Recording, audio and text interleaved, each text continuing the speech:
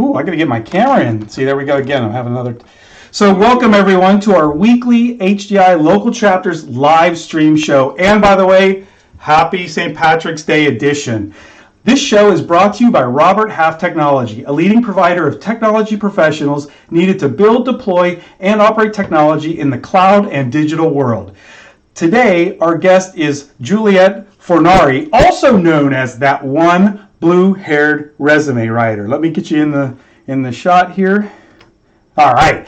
So Juliet is an expert resume and job search strategist with a focus on helping candidates get the interviews that they want and, more importantly, deserve.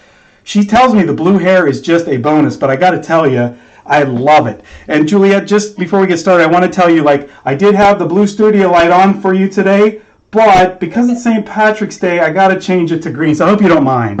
Traitor.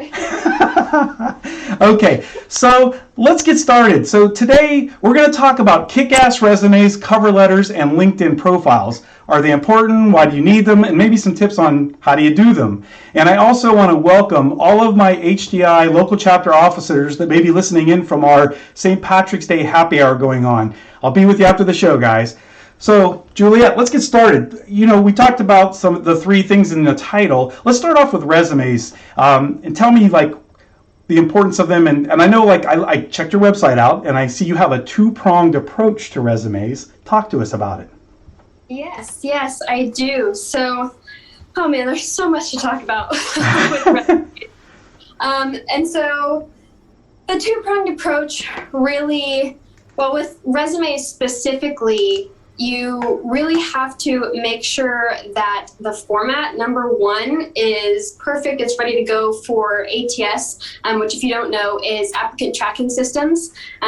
Just what recruiters and hiring managers use to kind of analyze resumes, see what kind of keywords they have in there, and then give them a score just based on, what all they have. So there's that, and then you also have all of the content. So making sure that you have all of the right things that they're going to be looking for, making sure that it's tailored to each job application, so you do have those right keywords, and you also are giving recruiters and hiring managers what they want to see with regards to accomplishments, metrics, all of that kind of stuff. And so those are kind of the two things that you focus on when it comes to writing a resume specifically. Now there's Well, so I was going to ask you. Hold on, I want to ask you this. So, as I am a hiring manager. I've also been on the other side of that. So, as an older guy, ATS scares the heck out of me because, when I first started going in, it wasn't like that. So, knowing what words to put in there, I know that's key. But, I know everybody. We're all individuals. We're different. How do you make a resume? How do you, the format? Because I know some resumes I look at, I'm going, I don't even want to look at this thing. It's I just don't like the just how it looks. And other times I'm like, wow, I would never do my resume like that, but that is an awesome looking resume. Yeah. So definitely. So there's a lot of different viewpoints on what a resume should look like. Personally, I like going with a sleek, elegant, classic style, not an outdated style, but something that does look modern, but is still very, I don't want to say simple and plain, but for lack of a better word, simple and plain. Because, you have ones like the Elon Musk resume that's been really big, things with a bunch of different colors and text blocks and, these little icons that show how good you are at a skill, which I really don't understand. Yeah. But, you have those, and a lot of the time I will have job seekers come to me and say, look, I'm not getting any results. I don't know what I'm doing wrong. I'm applying to positions that I'm qualified for. What do I do? And so then I'll take a look at their resume, and more often than not, it's just that their format isn't compatible with a lot of ATS scanners. Oh, I didn't even think about that. So all these kind of not emojis, but things like that could really trip up the, wow, I didn't even think of that. Yeah, because I've seen resumes that have meters and scales, their skills. Yeah. Wow, I didn't think about that. Here, I thought they were just being crafty and cool, and then no wonder I'm not seeing any more of those. Yeah, it's not many people know about it, but it's actually probably one of the biggest things I see, especially with people that are in the early stages of their career, just because they want to stand out. Yeah. They want to add a little bit of personality, which is great. It is. Yeah. And, you can add those things to maybe your LinkedIn profile, or if you're literally handing a physical copy of your resume to someone, feel free to use those templates and colors and crazy fonts and graphics and stuff. But if it is going through ATS, keep it simple. That is so cool. Yeah. It's funny because I've had a discussion with our HR folks that I want them to send me all the resumes because I don't trust. It's not that I don't trust ATS. I'm afraid of things like that happening, and I'm losing creative people. So, because I hire for help desk and desktop support, and I get a lot of musicians, believe it or not, that apply for those jobs, and they're very talented and artistic, and they bring such. I love hiring them. They're great, and I would hate for them to get kicked out of the bucket because of that. So, before we get into the LinkedIn profiles that you just mentioned, let's talk a little bit about cover letters. Are they really still important? So this is very widely debated. Obviously, so many people talk about it. Personally, I always suggest using a cover letter. And now, again, a lot of people will disagree with me, but you have to look at it from the hiring manager's perspective. There are a lot of hiring managers who love cover letters. I've even heard some that say, I won't consider hiring a candidate if they don't include a cover letter. And then on the other hand, you have some hiring managers who say, I will never look at a cover letter. I don't care. Don't give me one. I don't want it. Gotcha. And so I always say it's better to err on the side of caution. And so, they're likely not going to fault you for sending them an extra document that they aren't going to read.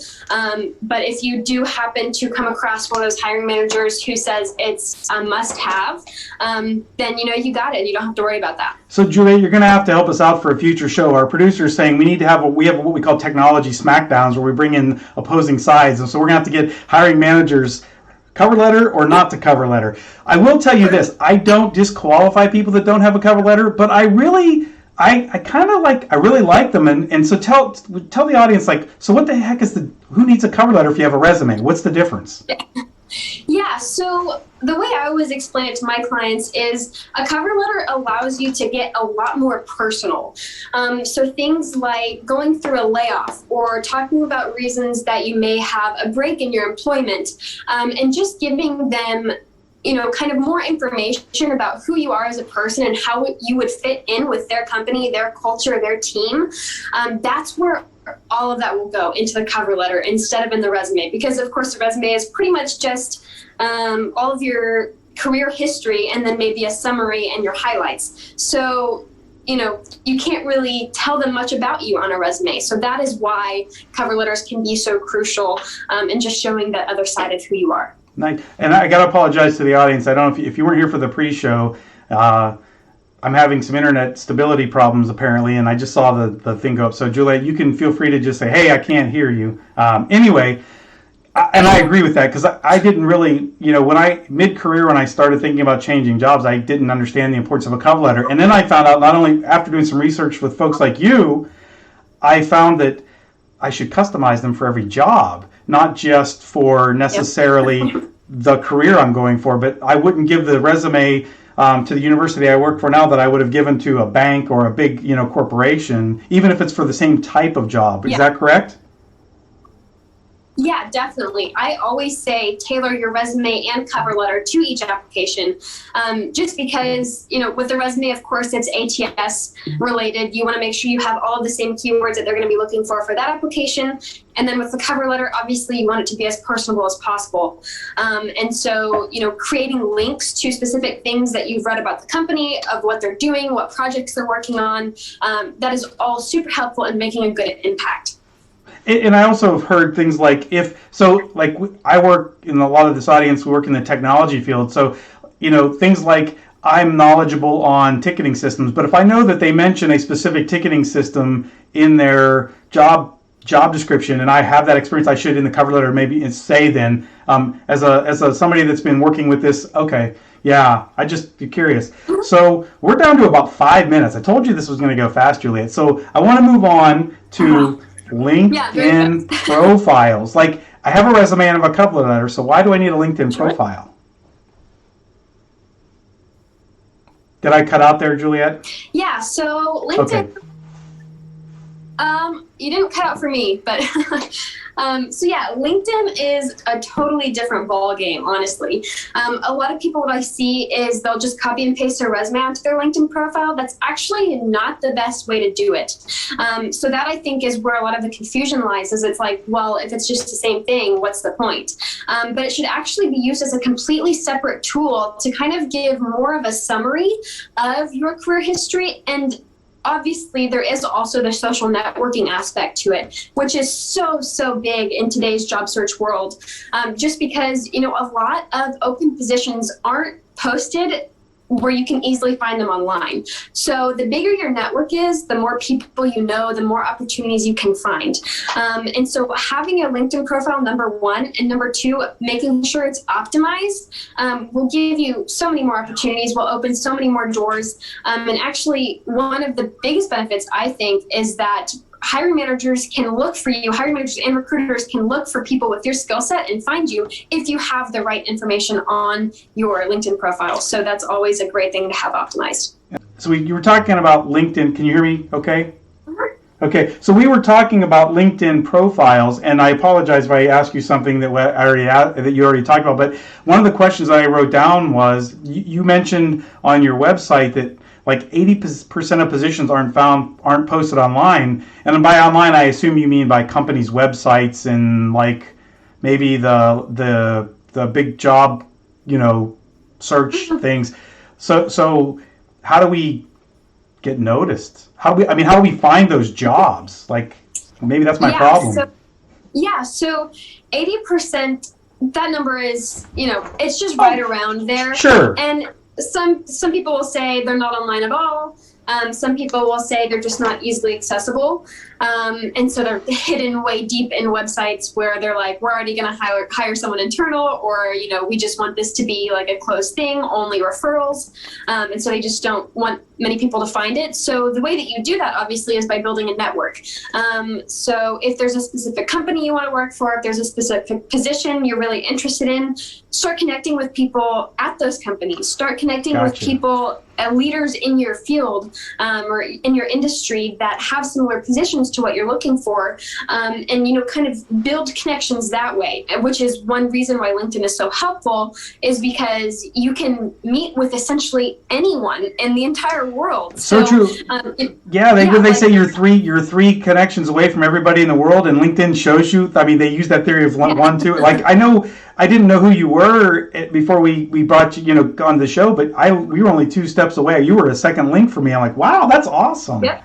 So So go ahead. I'm sorry I interrupted you, but that was fascinating. No, I mean, that's the whole thing is, and again, I'm over here in California and you're on the East Coast. I can't remember exactly where. Pennsylvania. South Carolina. Oh, Pennsylvania. Wow, Mm-hmm. I was so off.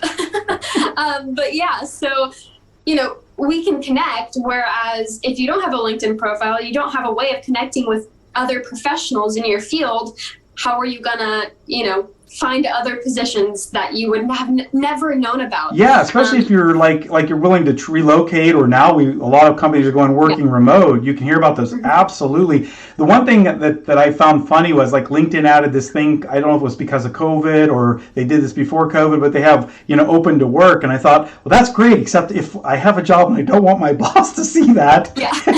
But that's a cool feature too, right? It helps you open up that network a little more. So I did notice the last couple of weeks, and we're just about ready to wrap the show up, but I'm going a little bit longer because my internet connection was not working very well and cut Juliet off. But, I noticed we talked, COVID has really hit the market, the job searching a little tough. But I noticed in the last 2 weeks, I'm getting a lot of LinkedIn updates from my network. They're starting new positions. So pretty good, I guess, right?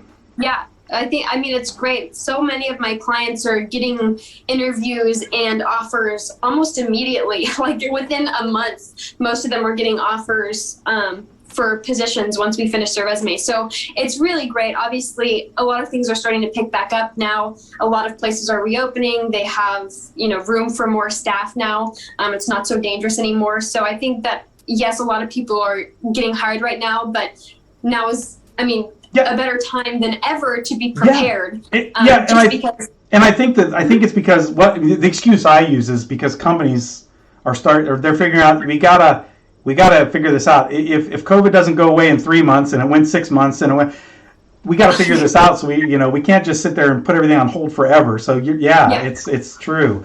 All right. So before we go, I want to say your website rosieresumes.com is on the screen right now, and Perfect. we're moving to the closing section. And so also on the screen for the audience, I have your email address. And I also have your LinkedIn profile so people can reach out to you if they're interested in what you offer us as a community. I want to thank you so much for taking time out of your busy schedule. I know it's early out there for you left coasters. So thank you so much for taking time, and I wish you well, and I hope all of your customers do great. And maybe if I'm looking for somebody, I'll have to hook up with you to see if you got anybody for me. And thank you so much for being on the show. Thank you so much for having me. It's been great. Thank you. And I want to remind everybody, we are on weekly. We are on 4 o'clock Pacific time for you left coasters and 7 o'clock p.m. for the East Coasters. And all of you in between got to figure that out because I'm not doing the math. But thank you so much. And remember to watch us every week on live on Twitch. And you can catch us on YouTube and Twitch afterwards so you can binge watch us all you want. Thank you and good evening.